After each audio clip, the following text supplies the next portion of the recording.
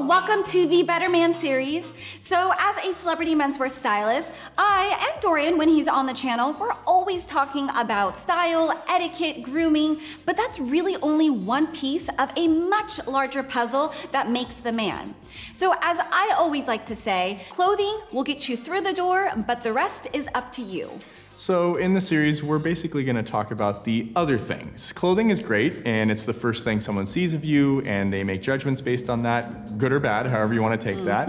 And so this is going beyond that, as Ashley says. Once you get past that point, it's like, okay, now how do you back up your appearance? How do you make sure that you are just as good emotionally, intellectually, in your relationships, interpersonal relationships? So that's what this series is all gonna be about. The first episode in this series, we're gonna talk about the 5 books every man should read. So I don't think Dorian's gonna tell you this because you're very bashful, but he is a really big reader, like constantly reading. Every night he's always reading something, and he really has a wide breadth of knowledge from all these books that you're constantly diving into. You read multiple books at a time, and it's incredible, and that's why I really wanted you to talk about the books that men should be reading, because it really makes you a well-rounded person, and you can speak better about a lot of topics because of what you actually read. I would attribute, I would say, all of my success in life and in personal relationships to reading, because there is so much knowledge out there that you can gain just by reading. And it sounds really simple and kind of stupid. People are like, yeah, whatever, but it does make a difference. When I'm mentoring college kids, they ask me like the one thing, like, how do I be successful? And I said, find things that you enjoy reading and never stop. So number 5 is The Magic of Thinking Big by David Schwartz. It's a really good book. My BS meter is very sensitive, and when this book was originally recommended to me many years ago, I'm like, come on, this is like some BS self-helpy kind of thing.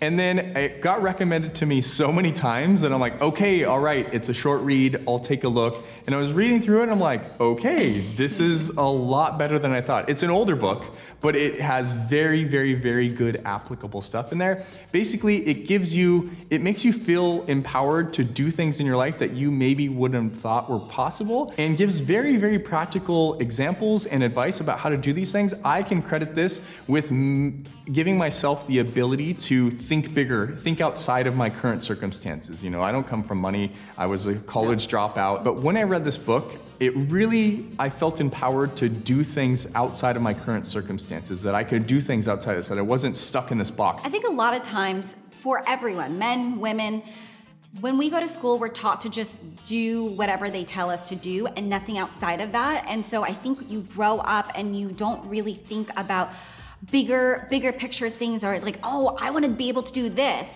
You just kind of go with the flow, do whatever you need to do to get that job done, and you don't really think like, oh, this could actually be way better if we did this, this, and that. You need someone, or sometimes a book, to help you give that permission, give yourself that permission to go expand outside of this little square box we're all being put in. Well said. Number 4 is How to Win Friends and Influence People by Dale Carnegie. So similar to the last choice, it's a bit of an older book, but has really, really timeless advice. It's about making you understand society and how it kind of operates together, how people mesh together and work together. When you would think, okay, well that guy, he and I have nothing in common. It's about finding common ground. It sounds like it's kind of a manipulative book, but it's really not. It's talking about being a better listener, how to understand people and their motives and their emotions and how they operate. It's a really good book if you're like a shy guy. I was definitely shy many years ago in my life until I started reading this and actually applying some of these techniques in the book, and I'm like, wow, it actually worked, and just kept practicing. Now I really enjoy talking to people. So if you have shyness or social anxiety, it gives you the tools to get over that and get used to dealing with people. It was really helpful for me specifically. Number 3 is, I'm gonna let Dorian pronounce it because I don't want to mess it up, and I know I'll mess it up. When you look at how to say it, it doesn't sound right. You have to hear someone say it out loud, and you're like, oh, okay. It's the Tao Te Ching. It's by Lao Tzu.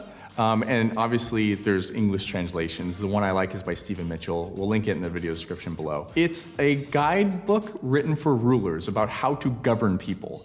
And it sounds like it doesn't apply to you unless you own a country or a big company or anything like that. But really, it's almost like self-advice And it's really short. A lot of these are very short, easy reads, which is why I also recommend them. This is the shortest and the easiest read out of all of them. And it sounds very esoteric, like, okay, Eastern philosophy, kind How of to Buddhist. rule people. It's like- Yeah, it doesn't, that's the best way to describe it, but it really is talking about how to deal with people and what people will appreciate about you if you act in these sort of ways. It doesn't dictate things like, here's what you need to do if you want to get rich, or like, if you want to get the girl, here's what you do. It's not like that. It's a little more... So it doesn't recommend, like, if a person that works for you doesn't do what you're asking them to do, whip them, like beat them to submission. A lot of people are very resistant to it when I recommend it to them, and then they just like spend a couple minutes like, oh wow, that was a lot better than I thought it was gonna be. And that's the case for a lot of these books. You kind of are judging a book by its cover, but don't in these instances, because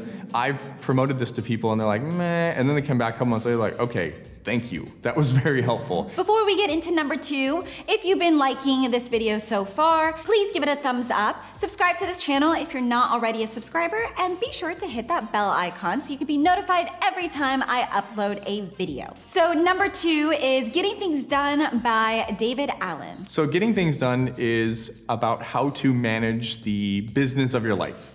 And again, whether you're a student, whether you're a younger guy or an older guy, it is very impactful. When I first started my career, I guess you would say, I didn't really know how to manage all of the tasks and all of the responsibilities that I was given. And I spun out of control a little bit. I would just keep lists in my head. And so I would literally spend the entire night just going, okay, so tomorrow at 10 a.m. I'm gonna do this, tomorrow at 11 I'm gonna do this. And I would literally not sleep for the night because I was just going through and then it got worse as I got more and more successful and more things started happening. I said, okay, something's gotta give. I was introduced to this book by a mentor of mine. He said, just read this. It's a system that you put in place for managing all these things so you can get it out of your head. And when Ashley was first starting her company, we had a lot of problems in this respect. I could not sleep at all. I was going through major, I couldn't even call it insomnia. It was just, I just kept going through like a checklist in my head. It was horrible, absolutely horrible. You were dropping the ball on a lot of tasks. Things were slipping through the cracks constantly. Your organization was completely mismanaged because all you were doing was putting out fires that shouldn't have never happened to begin with. I was basically not really making lists. Like I would write things down in a notebook or write it on my phone or then put it in my head. So I had no system whatsoever. My favorite line of Ashley's was, I'll remember that.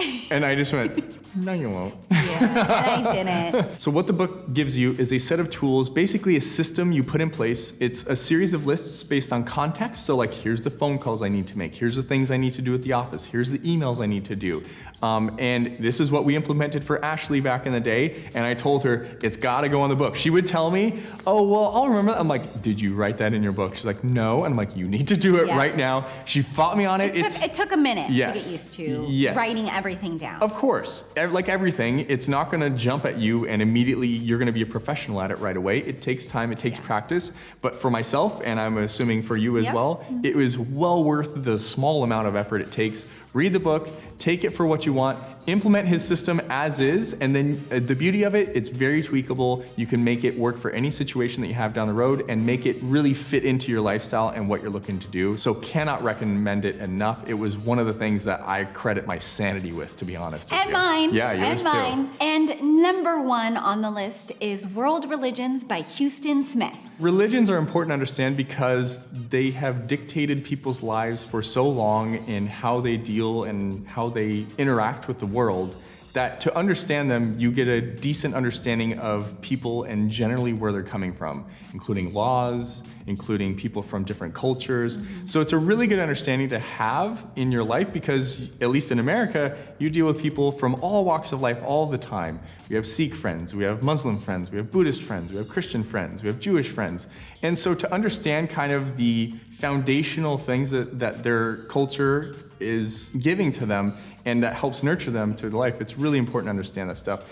And it's very important to understand it from a very basic level. When you get into interpretation, that's where you get Nazism, I mean, you get fascism, I mean, you get radical Islam. You get all these stuff, but those are perverted versions of very basic texts that you should definitely have an understanding about. You don't need to be a scholar or anything like that. It's just important to understand. When I started researching and learning about this stuff, I was like, oh yeah, well my Sikh friend, oh that's right, okay, it makes a little more sense now. You sort of get an understanding of where people are coming from. And I think that is incredibly valuable. Even in America, we are basically founded on very religious principles, and they've been changed over the years. And so it's interesting to see the through line of all that through your life and the people around you. Be sure to check out the companion article, which will list every single book that we just talked about for you to check out. And Dorian, thank you so much. I'll include a couple other options actually in there too, just for the hell of it, because I'm a bit of a reader, so it's fun. But those are the 5 ones, but we'll add a couple more in there for fun. Hope you guys enjoyed. See you in the next one. Bye.